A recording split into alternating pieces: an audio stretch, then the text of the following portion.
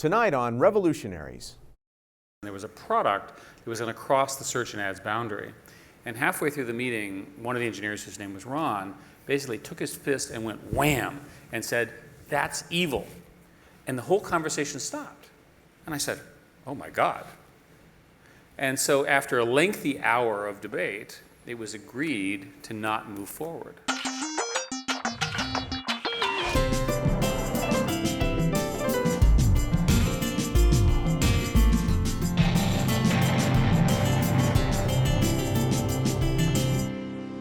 The book, How Google Works, goes behind the scenes of one of the world's most revolutionary companies. We get an inside look tonight from authors Eric Schmidt and Jonathan Rosenberg in conversation with former Googler Marissa Mayer, now CEO of Yahoo. Major funding for Revolutionaries is provided by the Intel Corporation. So, about the book, how did you decide to write it? What was the process like? What inspired you? You built half of this stuff. Why are you asking the questions? You know because the you answers wrote the book. but you invented it, right? Well, I used to come back from Eric's staff meetings and I would get bored. So I would write down rules that people came up with when they said things that were insightful, because if I had all the rules, like repetition doesn't spoil the prayer, bank goodwill for a rainy day, when we got into an argument about something, I could get everybody to move along more expeditiously and go on to the next point. And then I would come to my staff and explain all of the rules. So in 2009, our head of sales said, we should pass all of this tribal wisdom on to Googlers. And so I wrote a speech, which you helped me with, notes for the bestseller I'll never publish. People liked it. Jonathan, you're so wrong. One, it is a bestseller, and two, we did publish it. You're right. Marissa, why are you not a co-author? Anyway, So, you left. That's the reason. But it is a bestseller. So tell us about the reception. So you're in like week 3 of the book tour. What surprised you about what people have taken from the book? How it's been received? Well, people are very hungry for new ideas. And as you know, because again, you deserve a lot of the credit, I think along the way over the decade, Google pioneered a whole new set of principles of managing things. And whether it's the way we recruited people or the way we made decisions, which was sort of rather bizarre, as you know, it worked. And it worked remarkably well. And of course, the reason we wrote the book is because we all benefit, I think, by making American companies stronger, creating more innovators, trying this new model. I was concerned that there's a gap, there's sort of a huge gap between the world that we all live in, right, and then the normal companies. And that there's this whole generation of people coming out for which the normal companies, the traditional hierarchical companies, are just not designed. It just doesn't make sense to them. And they're very smart, very global, very quick, and they walk into these very hierarchical companies with very, very turgid management systems. That makes sense to me. It's funny, reading the book, I felt like for me, there's so many things in there that are just values I hold dear that I was like, wait, I can't, I think I was sort of almost going to say to my husband, to my family, to people I work with, if you want to understand me and some of my values, read the book, because I think that there's just so much in there that defines a culture. One of the things that defines that culture is the hiring of great people. So what do you look for when you hire? How important is hiring? Yeah, I think, hiring is everything that you do. And we had a set of attributes which you helped us create: role-related knowledge, basic cognitive ability. But I think the main thing that we did that was different was we really looked for passion, and we looked for generalists, not specialists. And I think the biggest thing that I learned in the first year was that technology was changing so quickly that if you put a specialist into a role, they're going to look at that role based on their specialty. If you put a generalist and a learning animal into that role, they're going to have the pliancy to roll with the punches and be able to deal with change. The other thing that was fundamentally different was the way we hired with committees, which I couldn't stand at the beginning, and you and Urs and others were largely responsible for. And you were ultimately in charge of this process. I was. I couldn't hire my friends, which was a real problem, because I wanted to hire lots more people like me, and you wouldn't let me. Actually, it's important you tell the story, right? That you actually complained about this? About the hiring. He complained about not being able to hire his friends. I did. And what happened was Marissa said, you should hire people more like Marissa. She did. And in fact, which we did. And it was the right strategy. Do you remember this? Vaguely, it was, yeah. I remember it quite well. and she created this crazy rating system. Go ahead. We rated people on a scale of 1 to 4, which seemed easy to me. 1 is bad and 4 is good. That's how I remembered it. Then she explained to me that no, 4 meant this person is so good, dear committee, that if you have the audacity to turn them down, you need to call me out of whatever I'm doing so that I can come into the room and fight to make sure we bring this person into my company. And 1 was the opposite. Call me, this person is so bad, I don't want this person in our company. And that was how we ended up rating people for committees. Yeah, the idea was that you took convincer or convincee roles, where you convincer positive, convincer negative, or convincee positive or negative. And that is such a Marissa statement. Now you understand how it actually worked at Google. She would sort of make these things, I try to follow her logic. And so along the way, go ahead. her actual most, let's take control of this. Her most important accomplishment of her many at Google was that one day she decided that we actually had to rethink the way product management worked. And at the time, there were 3 product managers who now run large parts of the company or a large other company. Separate discussion. And so the question was, how do we build that model in a scalable way? And so Marissa had the idea that we should hire people who had technical backgrounds but who did not want to be programmers. And she called these the APMs. And so her idea was we would take these people, and they're very, very young, right? You know, right out of college, green, never worked in a company, you know, sort of eager to do everything. And so she built it. And if you look at that group, almost all of the interesting startups in the Valley are headed by those people, and the major product lines within Google are headed by those people. So the model worked brilliantly. But so talk about smart creatives. Sure. Why are smart creatives so important? What do they bring to a culture? So smart creatives are people who are highly technical. They're also business savvy, and they're creative. And they're passionately curious. They're the kind of people who don't take no for an answer. They're the kind of people who today can build a demo out of the tools that we have off the shelf that are easy to produce things with, and they show you as opposed to tell you what you're going to do. So you don't need to actually create rigid product plans. You can actually create demos and prototypes and test them and then see where they go. And by the way, one of the things that we sort of figured out in the writing of this book is that almost all of the traditional business discussion is around scarcity. How do you manage your marketing? How do you manage your channels and so forth? But the internet has upended all of that. Now there's a global support source of funds for any expansion you have. The internet allows you to distribute and brand yourself in pretty much any way. New brands are popping off all the time. Think Uber as an example. So what are you left with? You have to build phenomenal products.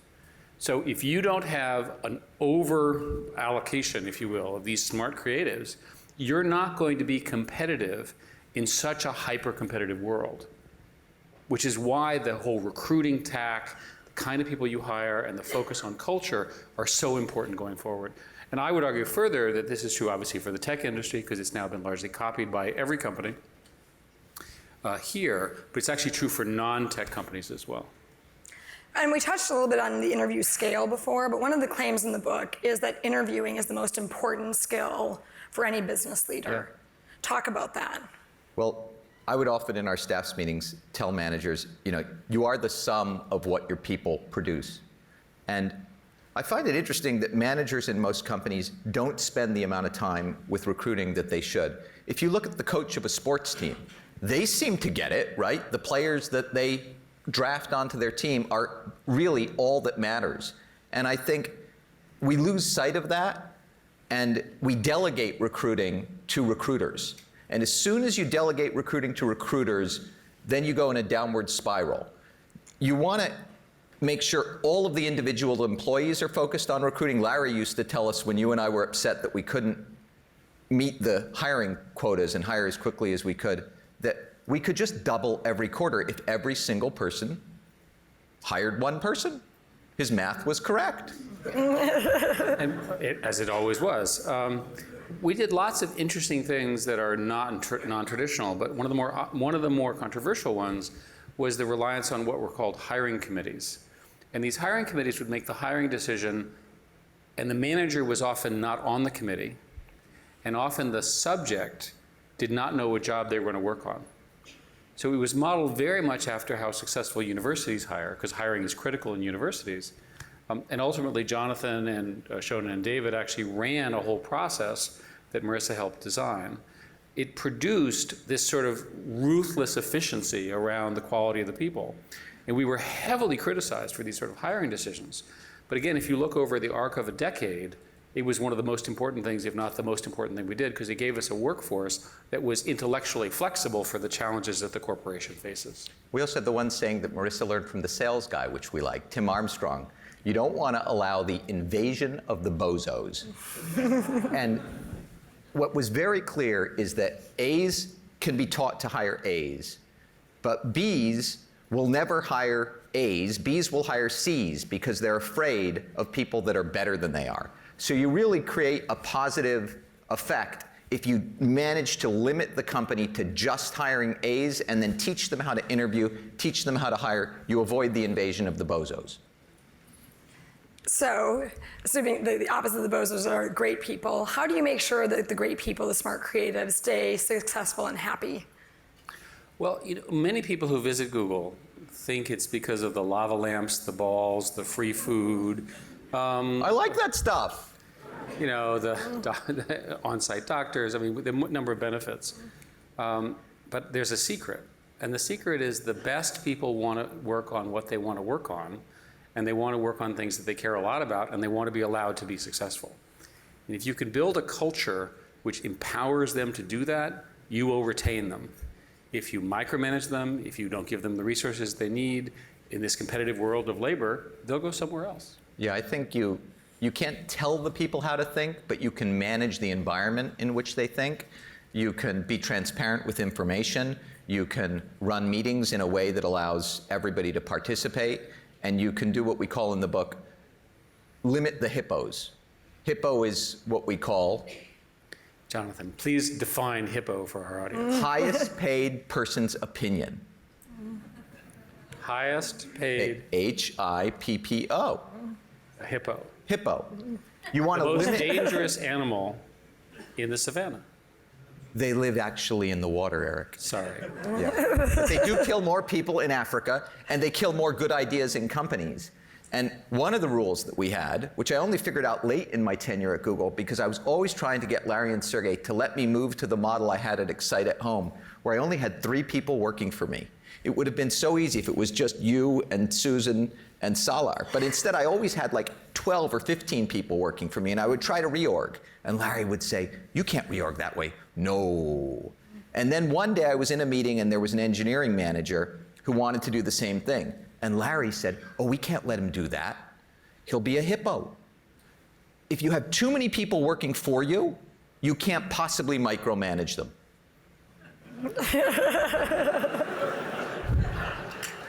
What is the number in your case, Jonathan? The number is 7. Okay. And if I had 8 Marissas working for me, I could conquer the world. You talk about in the book being overworked in a good way, happily overworked. Tell us a little bit about that. I think that it was always something that was present at Google, that there was always way more work than people. How do you bring that into a culture and make that a positive thing? Well, we've actually been criticized over this sort of general term because it doesn't sound right, but let's explain what we mean. The kind of people who we want to have working in our company and you want to have working in your company are people who are going to do this because they love it. And they work more or less all the time as best they can when they're not doing things that they also enjoy, like being with their family, raising their kids, going to the movies or what have you. In other words, they're intense people. So when we say overworked in a good way, that's the context that we mean it in. If you believe that the work should be 9 to 5 with a half-an-hour lunch break, then you should work for the government, right? And by the way, that's a fine job, but that's not the kind of person that we're looking for. We're looking for somebody who wakes up in the morning and just can't wait to solve some new, interesting, and hard problem whether it's in sales, whether it's in policy, whether it's in legal, whether it's in management, so forth. People who delight in that things. And it's so much easier to manage such people. We learned this, Larry and Sergey and I went to visit Warren Buffett, and he had a huge empire, $100 billion empire, and he had 14 employees. This is like, the highest ratio of leverage of individuals ever assembled. And he explained that he only bought companies where the leadership would stay in place, and they were going to do it whether he bought them or not. So he never worried about it. He just called them and talked to them, and it worked. And at Google, the key aspect of this sort of competition around resources was that the people are just dying to drive harder, to make things happen because they care passionately about it. It makes it much easier to decide where the priorities are and so forth. You don't have to sit there and worry that somebody's off the reservation. Well, on a related note, you have this colorful metaphor in the book of knaves and divas.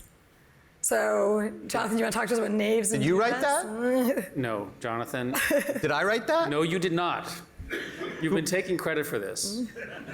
The credit goes to Alan, our co-author. Alan's here. Is Alan here? There he is. Exile knaves fight for divas. So can you explain? Can I explain what Alan meant? Is that what you're asking me? Yes. Yes. Jonathan. So typically we find that the most successful teams are relatively small. Engineering teams in small groups of 3 or 4. And one of the things that you find when you have small groups is you kind of get a dynamic of some built-in social controls. People help modify bad behavior in a small group. So the worst thing that can happen is you allow a knave into the midst of a good small team. So what's a knave? A knave is someone who lies, cheats, steals, takes credit for somebody else's work, spills coffee in the kitchen and doesn't pick it up. You want to help the teams exile these knaves and get rid of them. Because if you get to a tipping point in knave density, nobody wants to come to work This is another anymore. Jonathan phrase, knave density? Knave density. I learned Marissa, did you learn this from you? Marissa. I learned all did not sorts know. of I learned about the statistical- knaves and the divas in the book. I understand the concept of them, but that was new. So it's a density field of knaves, and you want to minimize the number of knaves. Minimize knaves and help the divas. What's a diva? A diva is a brilliant person who believes that everything should be done in an exceptional way and is often dictatorial, difficult to work with, but has great vision and has a better notion of where the world is going and what they're doing with their product than anybody else. In these small environments, the teams can drive out those people. So you need to exile the knaves and fight for the divas. And the reason you need the divas, aside from just sort of entertainment value in the culture, is these are the people who drive the culture forward. These are the people who say that's not good enough. These are the people who drive the average human, because not everyone's going to be a diva, as many as you try to find them, push them all to fight harder. And often, these are the people who ultimately become the most famous in our industry.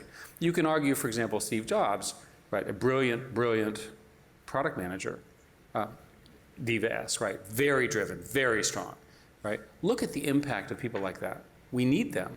Don't drive them out. I talked in my opening about your thoughts on scale. So I've never seen anyone manage scale as effectively. To take Google from 200 people when you joined to today 50,000. And I think the most remarkable thing, and I'll ask you to tell some of the stories and then more broadly how you scale culture. But there's this interesting thing that happened when you arrived, which is we were 200 people, we had way too much work, and Eric came in and he saw our annual plan and we said, well, we're gonna double. Under Larry's doubling principle, we're gonna go to 400 people this year. And Eric said, no. Like, we're gonna have 50 people hired between now and the end of the year. So basically, he took our hiring plan down and cut it to a fourth of what we had hoped. And we were like, who's gonna do all this work? You created these little laminated cards called Larry's and Sergey's, and every time you tried to hire someone, you had to turn in one of the 50 laminated, numbered cards with Larry's and Sergey's on them. They looked like little dollar bills with the founders' faces in them. I made those at home with my laminator. They were very impressive, and then they created this whole black market for the Larry's and Sergey's, because you'd have like the sales guys would need something built, and they'd be like, I can give you a Larry and Sergey, you can hire that engineer. So, talk a little bit about what made you do it, because I think it was really, when I look back at the way we scaled, there were some points when we could grow really fast. There were some points when it was really important for us not to grow that fast. And I think that was one of the most critical moments where you came in, because I think if we had tried to double the company that year, we would have probably messed everything up. Yeah. And then it was that commitment to quality and pacing that was so important. So if you talk to an engineering team, every engineering team needs twice as many engineers as it has now, right now. I assume people in the audience are living this, right? This is normal. And there's a rate at which an organization can hire at quality. And you can eyeball it. And in our case, it was the calculation. I looked at the hiring rate and I said, we're going to hire 50 people, right? And again, we can try to hire more, but realistically, we're going to try to hire 50 people. So let's do it with a quality measure. And so the Larry and Sergey cards were a simple way of putting in a management technique, which ultimately became quite rigorous with respect to finances. The reason we couldn't use our financial system is we were using QuickBooks. And we had a 5-user license, which was the maximum on a single PC, and it was overloaded, and it took too long to get the QuickBooks reports. And that is really true. So my position on the company was we needed to build a management team that could scale. And I'm a strong believer that you can systematically innovate. In other words, innovation is not something that you do randomly. It's a culture, it's a way of hiring, it's a way of thinking, and so forth. So what would happen is we would sort of figure out our growth plan, and then I would ask Larry and Sergey, how much bigger will we be? And what they would do is they would take the current growth rate and they would just extrapolate it. And one day they were rollerblading, and they rollerbladed over to the SGI campus, and they came back and they said, we're going to need that campus. And now today we're in the former SGI campus, et cetera. So if you take a look at the growth rates, you can actually plot it. One of the things we talk about in the book is that companies don't really have long-term plans. They have plans in the next year. And so ultimately you need a 5-year plan. So ultimately what happened was you and a set of other people said, these are the growth rates, this is the hiring plan, and off we go. And I think that what was really interesting through that period is the way we were able to scale the culture.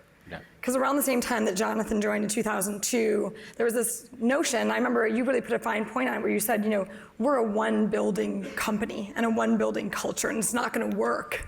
That's right. If we are spread across multiple buildings. I remember that really scaring me, because I was like, wait, given how we're growing, and given that we're down to 80 square feet per person, which is really tight in common areas, I was like, hang on, how are we going to get our culture to scale? So what were some of the insights you guys developed over the time in terms of how to scale the culture? I think that at the outset, Google had a mission that was very clear, and it created a selection bias early on so that we got people that really believed in that same mission. And when we wrote it down, it was actually the smart creatives, the founding people who had the vision that wrote these things down. Most companies kind of do the opposite. They get started, and then they have a little bit of success, and so then they can hire in some HR person or some PR person, and the person comes in and says, well, I'll write the culture out. And this person wouldn't know the culture if it jumped up and bit him. So they'll produce something like, to build unrivaled partnerships with our customers through the dedication, hard work, perseverance of our wonderful employees to generate shareholder value. So that was, let's see. Which, by the way, I was in that meeting. That was, it's what gave birth to Don't Be Evil. Yeah. No, the one you just quoted was from Enron, right? Enron was respect, integrity, communication, and excellence. This one was Lehman Brothers. By the way, the Don't Be Evil was interesting, and I don't know if you were in the meeting where I first saw this. Not when you invented it, but when I first encountered it. So somebody explained to me that we were doing Don't Be Evil. It probably was you, and I thought this is like some stupid marketing phrase, because I'd never actually seen marketing phrases inside of a company be effective. So we're sitting in the old conference room, and you'll remember in 2400, and sitting at the end, and it's a team, and my guess is you were there. And there was a conversation about search and ads, and there was a product that was going to cross the search and ads boundary. And halfway through the meeting, one of the engineers, whose name was Ron, basically took his fist and went wham and said, "That's evil." And the whole conversation stopped. And I said, "Oh my God." And so after a lengthy hour of debate, it was agreed to not move forward. So all of a sudden I understood that, one, the company was actually serious about this, and it gave this particular engineer a sort of a moral question to ask to help guide his or her, in this case a guy, his actions. Yeah, no, I mean, there's so many amazing don't be evil stories. My favorite was in that kind of HRS culture meeting when we first put it out there. We were like going through brainstorming all this. They'd pulled a bunch of old timers together. They were working towards 10 values, and someone demanded that we put don't be evil in as like, I think, number 6. And someone said, well, you can't have a negative corporate value. Can you reframe it positively? And we were like, only do good? good. Only like, be non-evil? We were like, yeah, do good. It's just not it's not as catchy as don't be evil. Well, we had other ones like you can have fun without wearing a suit. Yes. Things like yeah. that. And Marissa mentioned, and the first one was focus on? The user. Focus on the user. And I think one of the things that helped, and it's worth, and we talk a lot about this in the book, is that when you have a framing principle like that, it helps you a lot. When you look at the challenges the corporation faces today, we ultimately retreat, I think successfully, into if we're doing it for the end user, we can get through anything. So we've talked a lot about people and culture, but obviously one of the most important things that companies build are products and services. And you talk in the book about how important it is that basically every great product has a key technical insight. Mm-hmm. Why is that so important? How do you define technical insight? So a technical insight is the kind of thing that could end up in a journal article. It's the kind of thing that typically a researcher, a scientist is going to come up with. If you think about Google and you make a list of all of our great products, there's a technical insight behind them. So why is search so great? PageRank. Why are ads so great? Price times click-through rate, the notion of quality of the ads. Why is Chrome so great? It's secure and it's fast. Why is Maps so great? I think actually you said that one because it's a virtual mirror of the world, right? And if you look at other products, you look at Salesforce.com, they realized that you could use the cloud for contact and relationship management, or Pixar, you can tell stories with computers. The great products, when technology is changing very quickly, leverage some insight about how technology works to usurp an existing set of products that make the product better by a factor of 10. Right, and a current example for the audience has to do with cloud computing. The fact of the matter is that these smartphones are where all the apps are, and that's all the excitement is, but these are well enough connected now that you can be connected to a server bank that can do incredibly powerful calculations, speech recognition, those things off phone, and send the answer back fast enough, the user thinks that the phone did it. But in fact, there's a supercomputer, literally 1 million computers that helped answer this question, right? That's another example of a technical insight. Looking a little bit to the future, what are some of the technical insights that aren't being capitalized on today? What are some of the things, some of the trends that you see that you think are going to define products, services 5 years out? And what are the technical insights and trends that are appearing today that can drive that? I think the one that is the most profound is the development of a new category of artificial intelligence. And you say, I don't really use AI. You do it every day. And you do it in the kinds of search rankings that Google does. You do it in any form of voice recognition. All of those use incredibly sophisticated algorithms that, again, are often server-based to do this. We're very close to being able to do highly accurate speech recognition, image recognition, and text recognition. And it means that we'll begin to start learning really profound things. Now you say, well, what is that useful for? Imagine an assistant that helps you figure out, do you have to get up now? Can you stay asleep? You want to sort of, is your plane going to be late?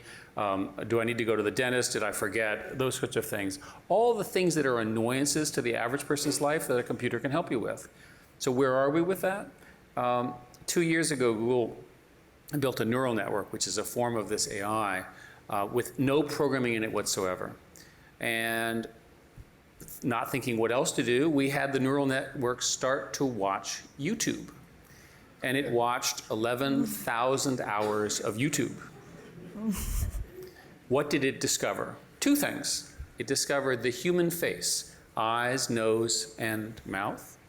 And it discovered cats. Now, and I mean the whole concept of a cat. The tail, the running around, the furriness, the purring, all that kind of stuff. Now, I wish I could report to you that this seminal moment in the history of humanity, we had discovered Aristotle or Plato or something like that. But that's what we discovered. And there's a lot of evidence that that will now establish a very broad set of new applications, and not just in what we do, but also in medicine and so forth. I think probably the biggest and most exciting ones are in healthcare. There's certainly lots of opportunities in terms of genetic research and data and designer drugs. But I think the other really exciting thing is just this notion of wearable devices and longitudinally being able to track information about physiological information that you get about people. And today we're just sort of seeing these nascent, Fitbit type devices and staying fit types of things. But that's all going to move to really measuring things about you that matter, right? You could give information for an at-risk teenager from their cell phone to a psychologist, and it's going to tell you a lot more about the state of that kid's depression or anxiety than when you ask a teenager how they're doing and they sort of give you some monosyllabic, oh, type of answer. Imagine, with your permission and all that stuff, what a phone could do in that kind of situation. And there are all sorts of other potential opportunities with anything that you can track longitudinally over large numbers of people. I'm going to open it up to the audience questions in just a minute, but I have a few more. The buzzword of the day is millennials. And I think that one of the interesting things to think about in the context of how Google works is the products you just talked about are going to be used in the future by millennials.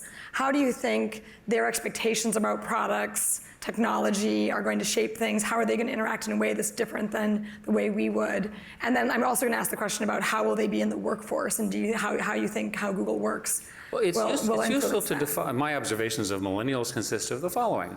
What do millennials do? Text, text, text, text. Picture of themselves, text, text, text. Picture of their friends, text, text, text, text. Picture of the food they're eating. Occasionally they use important and powerful apps and they change the world. So what do you learn from this? You learn that they're highly, highly interactive. They're highly verbal in a text way, right? They're communicating all the time. And they're very much savvier than I was at that age. The amounts of information sources, whether they be traditional sources or fun sources or social, they're on supercharge all the time. And my guess is that this will be true of teenagers and younger people now, because frankly, if you have a child, your child is online all the time. And if they wake up at night, they're online when they wake up, and they go back off, and then they go back to sleep. Jonathan, thoughts? Clearly, Eric is more insightful about the state of millennials than I could ever hope to be. I would ask the APMs who you hired for me, as opposed to go in and tell them how to develop products for these millennials. I think we're certainly seeing a big transition to apps on mobile devices.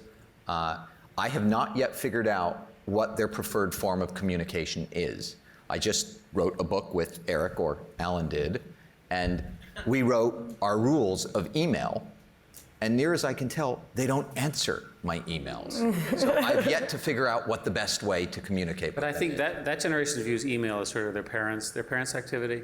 And I think there's clearly a new hyperactive form of communication that will emerge out of this, because these are communication-centric people. And what's interesting is if you look at how does news spread among that generation? It's link to link to link. This is an interesting story, take a look at this, and so forth. The majority of YouTube viewing, by the way, is from people watching links that other people send to them and that they encounter on social networks and Yahoo and Facebook and so forth. Cool. Okay, so in the spirit, one of the things that always happens at Google is there's a big Q&A session at the end when anyone can ask a question. So we've got our questions from the audience. We'll try and go through them rapid fire so everyone gets a chance to ask their question. The first question is, what opportunities are there for Google in the sharing economy? Well, we're a big investor in Uber to start with. Yeah. I think a lot of it depends on where our future products end up. It's one of the sort of discussions that people have had about the self-driving cars is that perhaps in the future, self-driving cars themselves will be shared. And they'll literally show up, you'll get in it, in an Uber-like model, you'll get out of it, it'll go and pick up someone else. So we have the opportunity with these new technologies to really rethink the ownership model. One of the more interesting statistics about cities is that 9% of the urban landscape is devoted to parking. Right? So imagine if you could get that back somehow, the impact in terms of ability to build buildings, getting people closer together, the strength of the cities. I think our role is really probably in the middle, because what Google does is help reduce information costs, and with payments, if we can also help people reduce transactions costs, then any asset in the sharing economy that at any moment is going to go fallow, we can get the synapse firing between the person who can sell that asset and the person who might want to buy that asset. And that can apply to Airbnb type assets or any other good or service. It could be your car sitting idle. It could be your home. It could be the dress that you wore this week that you're not going to wear again next week. In fact, one of the most important things that Google and other companies are trying to do is make the entire business transaction friction-free. Literally, the moment you want it, we get it to you, and boom. That velocity, increasing the velocity of that transaction, benefits the entire ecosystems of payers and credit card processors, obviously the advertiser, obviously the ultimate manufacturer, and hopefully the consumer. Very cool. Next question is, are there any aspects of Google's culture when you look back you wish had been different, or that you would do differently the next time around?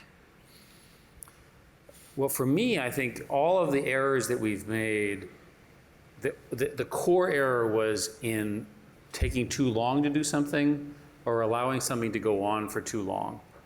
You'll remember Wave, right? A team of ours brought out Wave, sounded like a great idea to me. I more or less understood it. I thought it was really neat. We launch it. Every month, the traffic goes down and down and down. But I was sort of attached to the product. And we kept trying things, and the traffic kept going down and down and down. And the way to understand that is that during that time while it was going down, the real opportunity cost was taking that team and not putting on something which is more likely to go straight up.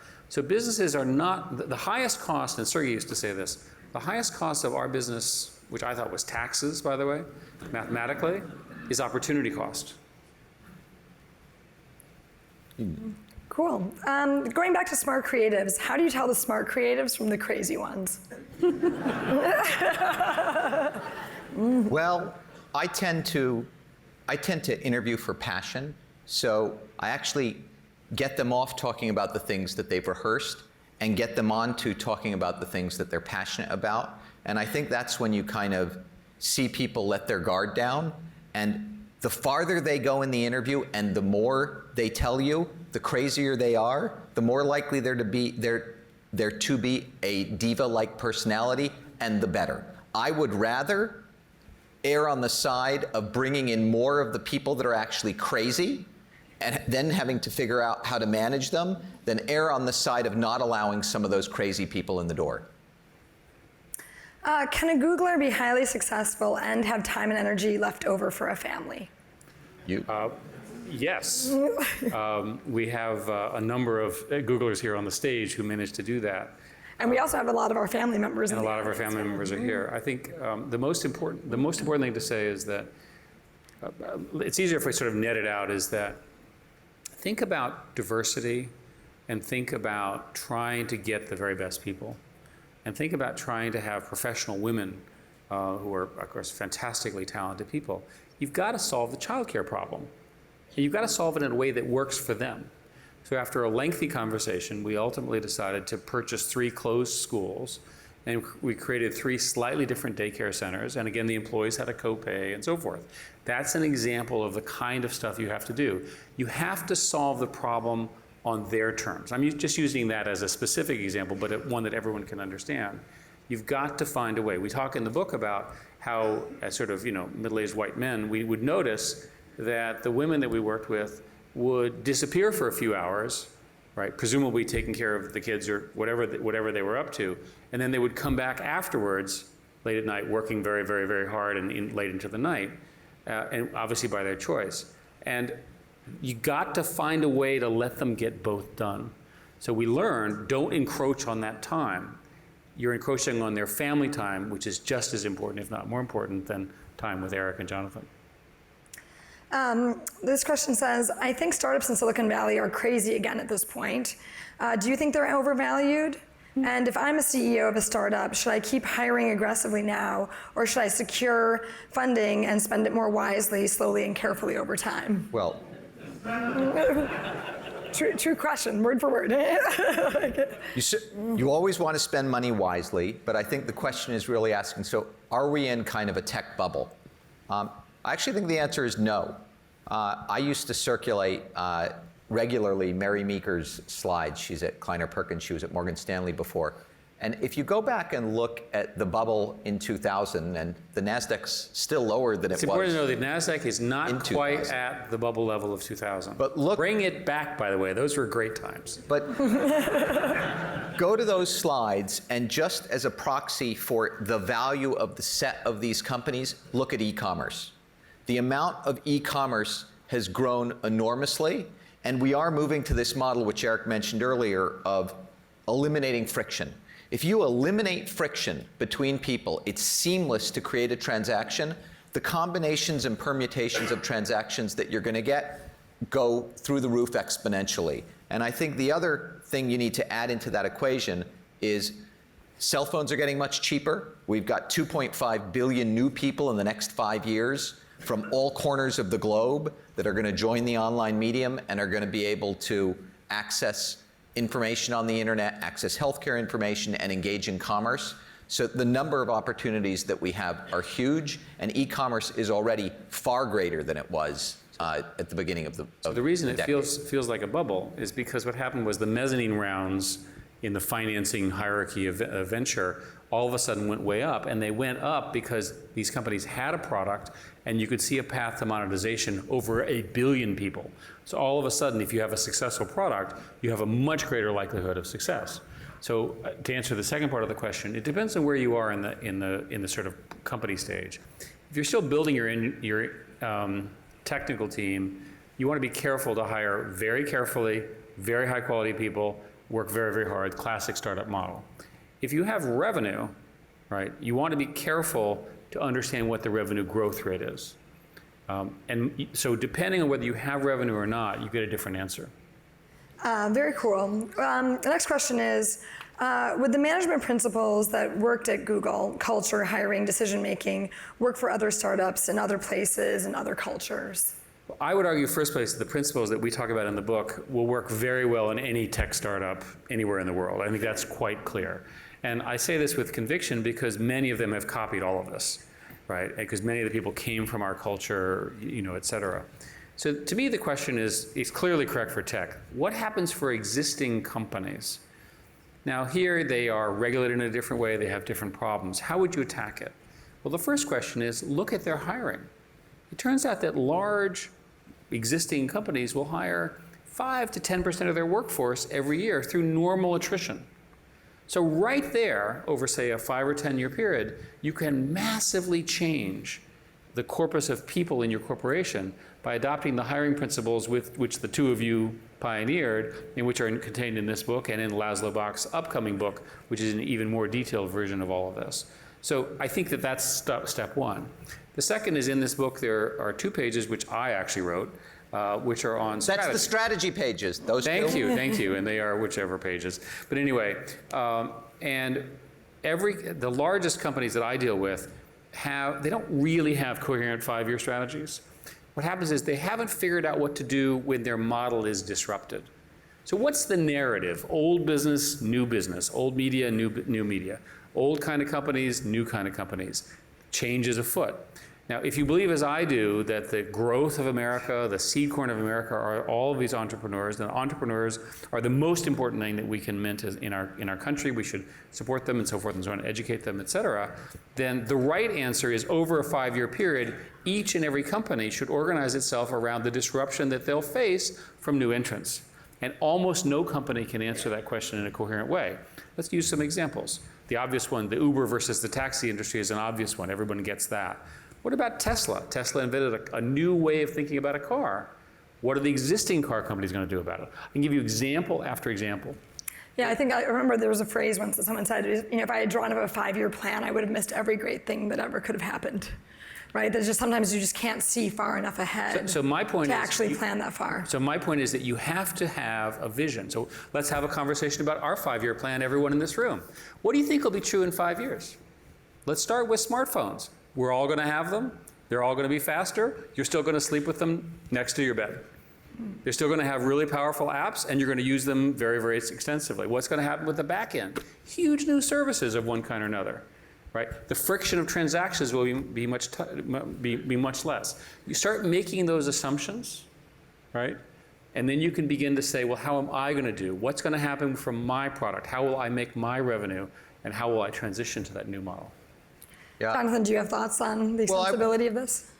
I think I would sort of shorten what Eric said into culture is very hard to change. If you're a startup and you're on the wrong trajectory with culture, I guess my suggestion would be start over. Everything beyond that in the book, strategy done in a more pliant and fluid way where strategy is the foundation. It's not literally a documented, dictated plan applies to all of these companies. I think all of the principles in decision making about how to run meetings, how to structure decisions around data, how to eliminate hippos, everything in communication, repetition not spoiling the prayer, sharing everything, and a lot of the principles in innovation, focusing on the user and thinking big, all of those things apply to any company in any industry. I want to bridge from mistakes to sort of a sense of humor, which is what the next question is about, which I remember one of the things that Eric asked me to do along the way was he was giving a speech at the NAB, big conference. He was giving the keynote. He needed an opening sizzle reel, and he turned to me and said, no, Marissa, you're funny. Why don't you create a video sizzle reel for my entrance into the NAB? And so I was hugely complimented. I went and hired some writers, and we put together a little skit and a video, and I got the video back, and it was awful. Like, so awful. I spent like 2 hours on the phone with Eric's admin talking through how bad it was and how I could tell Eric how bad it was. And I went to Eric and I said, Eric, it's bad. Like, it's not usable. And Eric said, oh, it can't possibly be that bad. He watched the video and he said, yeah, I can't use this.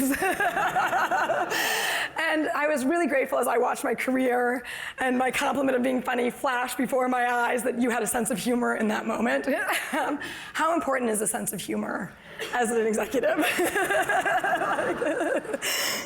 You know, there's a simple rule, which is at the end of the day, if people can leave your office smiling just a little bit, you're going to get more work out of them.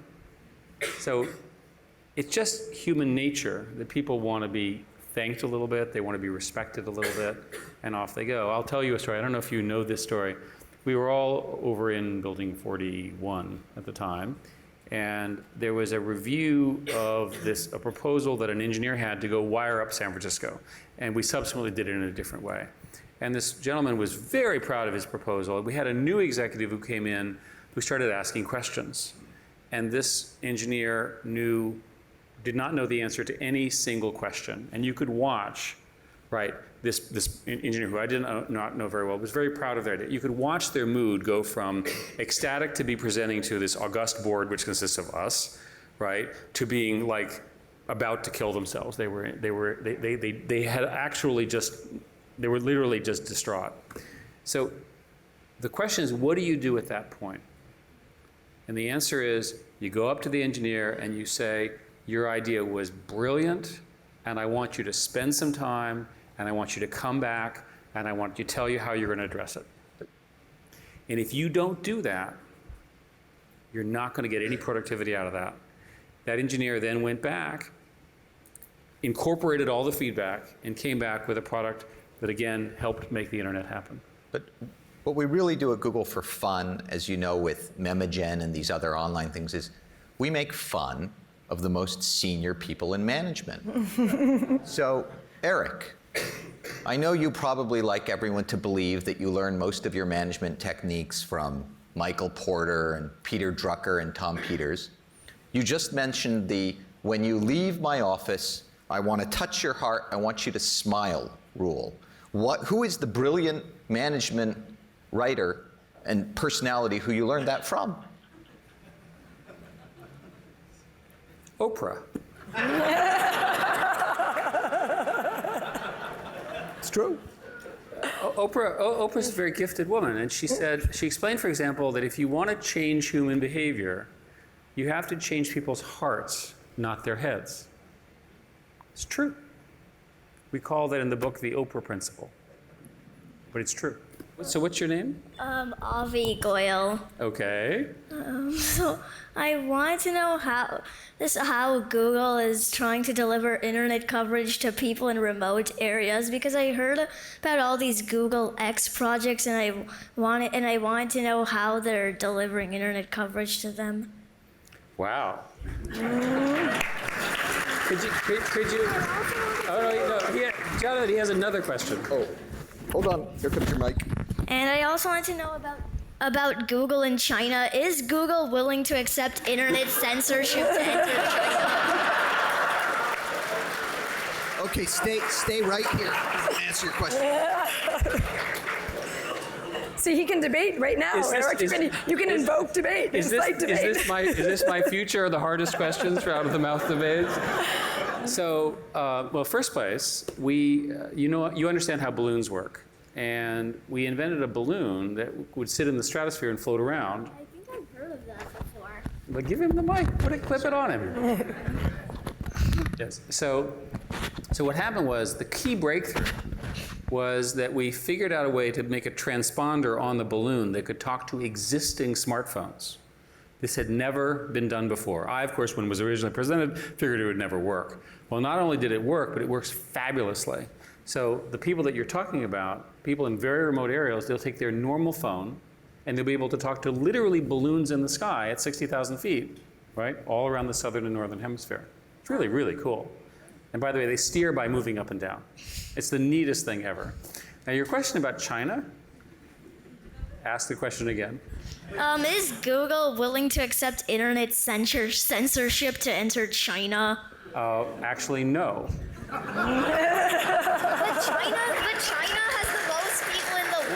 China has the most people in the world. Shouldn't most companies be willing to accept almost any terms to get that market open? So we debated this a long time, and we talk about this in the book, which you've clearly read. Actually, I haven't read it. You've not read it? Yes, I haven't heard of it. Okay, well, here's my copy. So anyway, what happened in China was that we just decided that the level of censorship was counter to Google's principles. And we decided that we would not operate in China as long as that was part of their plan. It was a historic decision, and a decision that most other companies would not have made. Oh.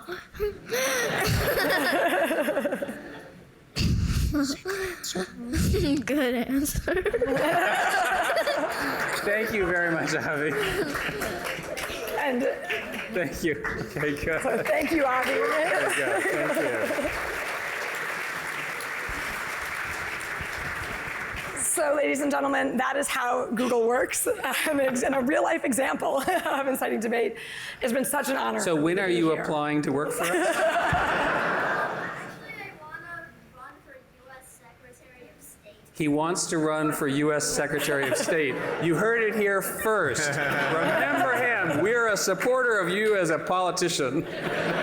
Okay, thank you very much. Thank you very much. Thank you all. Thanks, Jonathan. It's fantastic. Google went from internet startup to global juggernaut in less than a decade. There are hundreds of stories like this at the Computer History Museum. Join us next time for the Computer History Museum presents Revolutionaries.